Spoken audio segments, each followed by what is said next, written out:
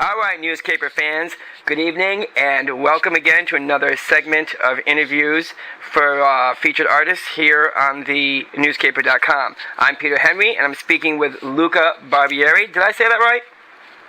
Yes, you did. Yeah, I did. Who is a co-author along with Jake Smith, and that is right, Smith or Smythe? Smith. Smythe. Smythe. Aha, see? Who wrote the book, The Hardbody Chronicles. And let me tell you folks, that is quite the book. So, Luca, we're going to get right off to the bat here. And the big question I want to ask you is, why did you decide to write The Hardbody Chronicles? Why did we decide to write The Hardbody Chronicles? Well, here's the deal. My husband and I, of 19 years, have a third in our relationship. And our third has been with us for 14 years.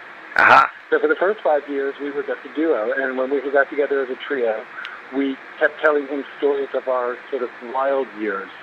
And he was fascinated by it all. He had never partaken in any of the sort of gay life that Miami Beach had to offer, or Ibiza or Fire Island or any of that.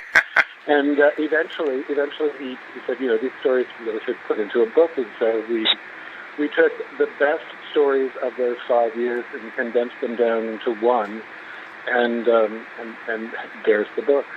So the book was actually 5 years of you guys doing all of that sort of circuit boy thing?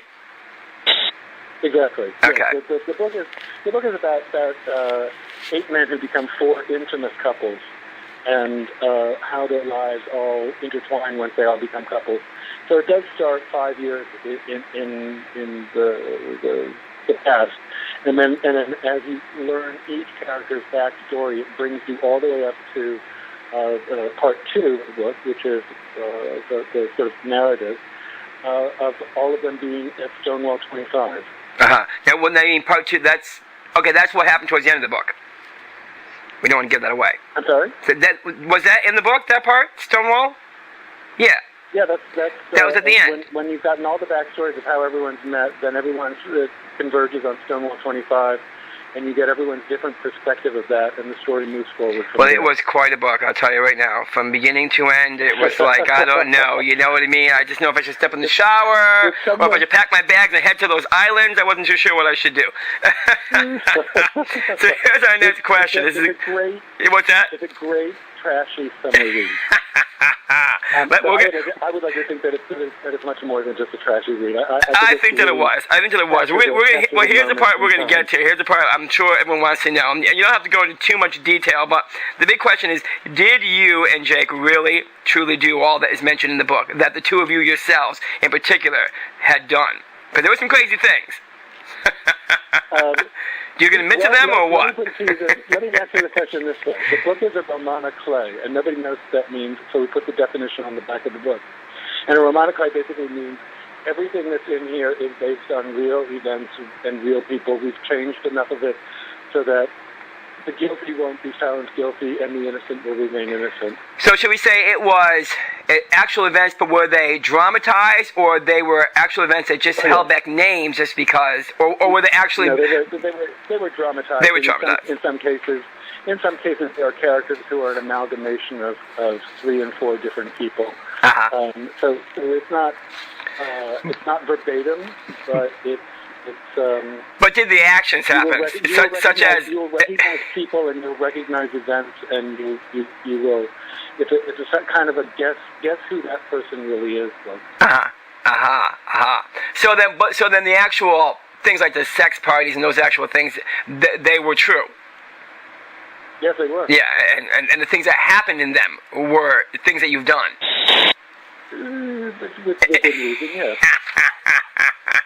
I knew I'd get you somewhere. It's pretty crazy, I'll have to say. It's pretty crazy. But here's a really good question now. I think a lot of people like to know this. How do you feel now about yourself, as compared to that time, back then when this book was based on? Well, the book takes place basically in 1994-95, right. And it's that transition moment when the drugs for AIDS finally were proving to be effective, mm-hmm. and so you have this turning point where, and Stonewall 25 is really sort of where it all coalesced, of where the despair of the past gave way to hope in the future. Right. And that is the pivot point in the book. So it's not to make the book sound too heavy, because there certainly is a lot of wonderful guy-on-guy stuff that happens. Yeah, it certainly is. How do I feel about it? We're almost 20 years away from that, and so it's the story of how couples survive or don't survive. Right. Those times. The things that life flings at you. Mm-hmm. Not everyone in the book comes out smelling like a rose. Right. Unfortunately. That is very true. Okay, so now, well, I think we kind of already answered it, actually. Well, maybe we didn't. Another question I had was, the things that you've done then, and this is going to be a real, obviously, candid question, are they things that you would do today or are still doing today? And I think you know what I'm talking about. I have no regrets about my past whatsoever. So, I've had a very sustained life until a certain age, and then I met my husband and off on the roller coaster we went. Right. And it was a very exciting time. I happened to live in Miami Beach at the moment when Miami Beach was the center of the gay universe. Exactly. So it was a very exciting time to have gone through. Is my life still like that? No, not at all. Do I indulge in some of the same things? Perhaps. We're just going to leave a little hint. We want the folks to read the book. That's the whole deal here. To be enticed by what we're talking about. Because you truly have to read it to, I'm sure there are many people in the gay world who have been there. Obviously, there are thousands of boys at these parties you're at. These islands and these trips and these places. So, of course, there are people who have lived that life. But I don't know how many have written about it or would want to. Well, the book is not necessarily about circuit parties as such, but everything happens against the backdrop of that. Right. Against the backdrop of the infamous Black Party in New York, the magnificent White Party at Vizcaya in Miami. So it happens against the backdrop of all of that, but it's really the drama that I think all sorts of couples face, whether they're living in a glamorous world or not. Mm-hmm. It's hard to navigate life. It's hard to navigate all the things that come thrown your way. It is. And when you're moving in a very fast circle at a very fast speed, it's all the more challenging. Yeah, absolutely it is. A lot of people have not... These are men with a lot of disposable income and a lot of free time to get into trouble. I was envious. Wish I was there. Into trouble they get. I wish I was there. We all had our own Ibiza. I think if I'm saying that correctly, and we've all had our own Fire Island. I've been to Fire Island. Of course, I haven't been to Fire Island quite the way you've been to Fire Island, but I've been to Fire Island. Was Fire Island the same? Wow, when was I there? Was I there in the 90s? Perhaps I was. I have to stop and think for a moment. My God, I know I was at one of these places. Were they as wild to me as they were to you? Probably they weren't, because I was partnered and being a prude at that time. And I almost wish that I weren't a prude, because maybe I would have had the opportunity to experience something like that. Would I have wanted to? I don't know. I can't say I wouldn't. That's for sure. The Hardbody Chronicles is a story of hard-bodied men. These beautiful men who moved within the circuit world who were just idolized from afar. They led lives of glamour, but if you get up close and look at the details, everything wasn't always pretty. Right, no, everything isn't necessarily. It was a tough life that took its toll on a number of people. It will. It's taken a toll. We all know friends who got sucked into the vortex and didn't come out. Yes, we have. And our final question, this is a good one too, I think. What advice would you give the gay men, generation of today's gay men? What do you think, if you had to say anything to them as far as the way that they live their lives now? It's a very different world, but I think the comparison is, in the 90s there were circuit parties. And today you've got massive cruises, which are, in respects, the latest evolution of huge parties. And so you've got a week-long party on a cruise ship of 3,000 plus people. Right. What is my advice? Excess is not always best. Okay. that in moderation can be a lot of fun. Right. Excess, simply for the sake of excess, leads you down a very slippery path. I mean, I guess the big question is: do you think that gays today, especially young men today, we see a lot of, it is different. What's different for all of us? We were who we were then, people who they were in the 80s and 90s, now here in year 2013, you have gay men who are more brass and bold and are still doing these things. But I guess my big question when I say this to you is, do you think that they need to? Does anybody need to do that? Is it a part of what a gay person should be? Do you need to be at every party, bouncing around, showing off your butt, or whatever the case might be? Or is there more to life? I guess that's the big thing. There's certainly more to life. Yeah. Obviously there is. But I think when you're in your 20s and your 30s, that's a very attractive world to be drawn toward.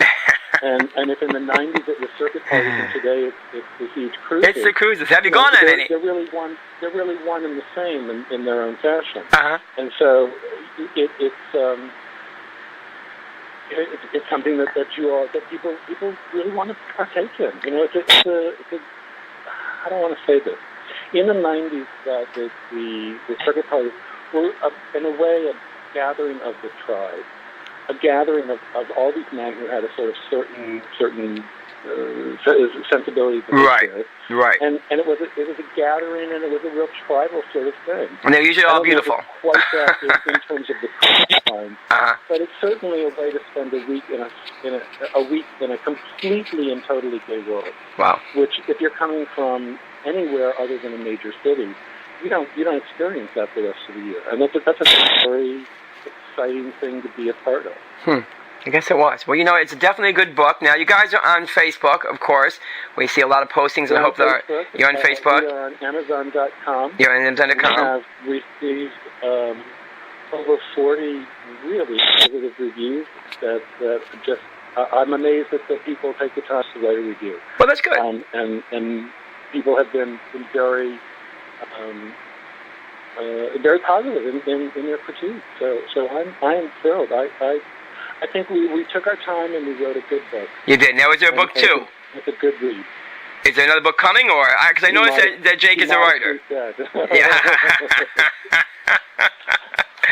Well, I enjoyed the book, and I hope that people that will read it and get from it what they will, because everyone's going to get something different. Some might come off saying, "Oh my God, they really do that." Others might go, "Oh my God, I wish I was there." There were times when I did do that in the book. I was like, "Oh my God, they really do that?" Then there were times, "Oh my God, why wasn't I there?"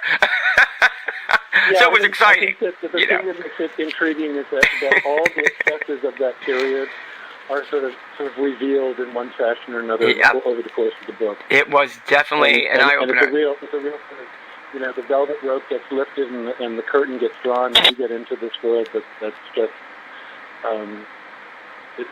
that's just phenomenal. It's a very fascinating world. It is very fascinating. Well, I thank you so much for speaking with us. I think it's a great book. I hope others read it. I'm glad that you guys had a good time. I'm glad you're still here to share the story with us. And I'm sorry we didn't get a chance to... Yes, and you. And Jake, I'm sure. Fabulous. Luca, we really appreciate it, buddy. I thank you so much. We look forward to talking to you again. And did I ask you, is there another book or there is not coming out? Actually, there is. There's a sequel that is in the works as we speak. Good. And it continues with some of the characters, not all of the characters, and new ones are introduced. So there will probably be a new book in 2014. Wonderful. We look forward to that. Hopefully we'll have you again back here on thenewsgayper.com. Folks, we were talking to Luca Barbieri, co-author along with Jake Smythe, correct? The Hardbody Chronicles. Yes, guys, go pick up this book and read it, alone or with someone, but be careful. Luca, we appreciate your time, buddy, and I hope we talk to you again soon. Pleasure, Peter. Thank you. So much. We'll talk to you later now. Great. Bye-bye.